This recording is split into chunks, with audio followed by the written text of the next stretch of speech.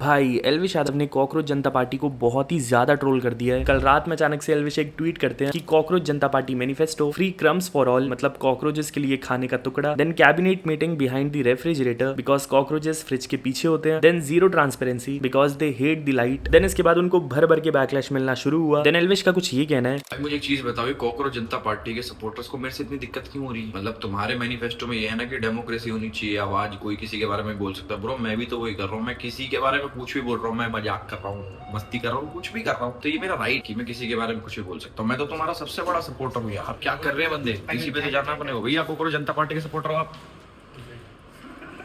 कैसे जनता पार्टी है कोई सपोर्टर ना मिलो। इवन एल्विश ने मजे में अपनी एक पार्टी भी शुरू कर दी है, खरगोश जनता पार्टी, एंड साथ में कहा है सारे भाई जंतर मंतर पहुंच जाओ, फ्री गाजर टू एवरीवन। देन इसके बाद कॉकरोच जनता पार्टी के मेंबर अर्पित शर्मा एक ट्वीट करते हैं एल्विश के अगेंस्ट एंड लिखते हैं क्या करूं यूट्यूब पर व्यूज नहीं आ रहे, मेरे खुद के पेड फैन क्लब्स के अलावा कोई मेरी बात नहीं कर रहा, फिर से रेलेवेंट बनना है, एक काम करता हूँ घिसी पिटी पॉलिटिक्स स्टार्ट कर देता हूँ, बच्चों का फिर से काट देता हूँ, मैं कौन हूँ। खैर इवन नकुल ढुल से लोग क्वेश्चन कर रहे हैं कि वो कॉकरोच जनता पार्टी के बारे में बात क्यों नहीं कर रहे हैं। तो नकुल ढुल का कुछ ये कहना है, भाई लोगों में मैच जा रहे हैं कि कॉकरोच जनता पार्टी पे क्यों नहीं बोला, कुछ क्यों नहीं बोला। यार क्या बोलूं यार, सीन पता क्या है, इस देश में यूथ के हाथ में है फोन और फोन में है और इनको बजानी है मुट्ठी। That's it. सारी नाच की जड़ी सोशल मीडिया है यार। ये यूथ को अपनी फ्रस्ट्रेशन निकालने का एक जरिया मिल चुका है सोशल मीडिया। इनके साथ कुछ भी कर दो, ये सोशल मीडिया पे आके अपनी फ्रस्ट्रेशन निकाल लेंगे, भूल जाएंगे। इनका बाप मर जाएगा, स्टोरी डाल देंगे, दो लड़के रेस्ट इन पीस बोल देंगे, वो बाप को ही भूल जाएगा, खुश हो गया भाई इस लड़की ने रेस्ट इन पीस बोल दिया। That's it. ये इनकी लाइफ है। सारी फ्रस्ट्रेशन इस यूथ ने एक पेज को फॉलो करके निकाल ली। इनको लगा ना पता नहीं क्या उखाड़ दिया, हमने तो एक पेज फॉलो कर लिया, हो गई क्रांति, ठीक है। जबकि असली प्रोटेस्ट रोड लेवल पे होते हैं। तो सरकार भी खुश है, जब तक सोशल मीडिया वगैरह है तो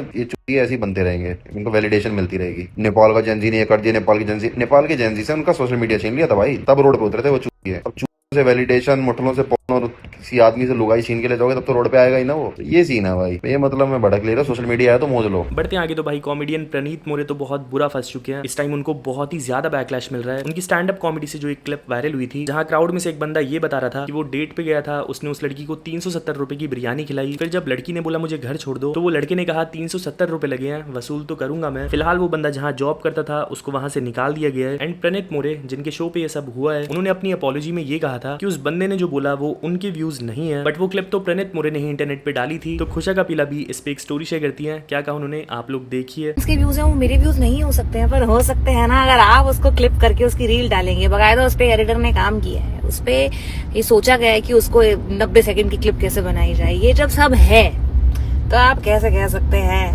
कि आपके व्यूज रिफ्लेक्ट नहीं होते। अगर आप उन व्यूज को बढ़ावा दे रहे हैं, शाबाशी दे रहे हैं, तो आपके भी व्यूज हैं। सॉरी गाइस, मैं तो देखो मैं पागल हो चुकी हूँ, मैं अपना आपा हो चुकी हूँ। ये लड़ाई मैं कब से लड़ रही हूँ, अच्छा लग रहा है, बहुत मजा आ रहा है, और मुझे इतने मजे भी नहीं करने चाहिए। तो पॉइंट स्टिल रिमेन्स कि अगर आप अपनी ऑडियंस को कॉल आउट नहीं कर रहे हैं, अगर आप उनके व्यूज को सप्रेस नहीं कर रहे हैं, आप उनको ये नहीं बता रहे हैं कि आप जो ये बोल रहे हैं गलत बोल रहे हैं, अगर आपके कंटेंट से ऑडियंस को लड़कियों के बारे में और बकवास करने को प्रेरित हो रहे हैं या वो इनेबल हो रहे हैं, तो वो आपकी भी उतनी रिस्पॉन्सिबिलिटी है। That's how shit works, it works like that. इतना ही नहीं, अभी प्रणीत के शो की एक और क्लिप बहुत सर्कुलेट हो रही है और लोग उस पर बहुत गुस्सा है। सो क्राउड में थी एक डॉक्टर एंड वो ये बताती हैं कि जब कोई डेथ आती थी तो वो डॉक्टर और उसके साथ वाले जोक्स क्रैक करते थे उसके डेथ साइज को लेकर। फिर ऊपर एब्डोमेन काटा, फिर स्कल काटा, और फिर लास्ट में जो भी है रिप्रोडक्टिव ऑर्गन्स। तू पक्का डॉक्टर है या कसाई है?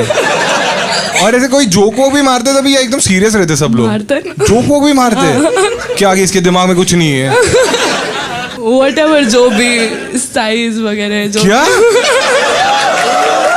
साला तुम लोग ये सब बातें करते हो? बेचारे चाचा ने नोबेल कॉज के लिए अपनी डोनेट की है और बच्चे लोग रहे भाई चाचा का छोटा है। लोग अभी कह रहे हैं इमेजिन अगर किसी मेल डॉक्टर ने ये सेम जोक करा होता किसी औरत की बॉडी पे तो कितना आउटरेज होता उसका। बट लड़कियां ही कर सकती हैं एंड कोई पनिशमेंट नहीं होगी, ऐसा क्यों? बस यार आज यही 2 टॉपिक्स रखते हैं। मैं आपको मिलता हूँ नेक्स्ट वीडियो में। टिल देन ख्याल रखें, मजे लें, बाय बाय।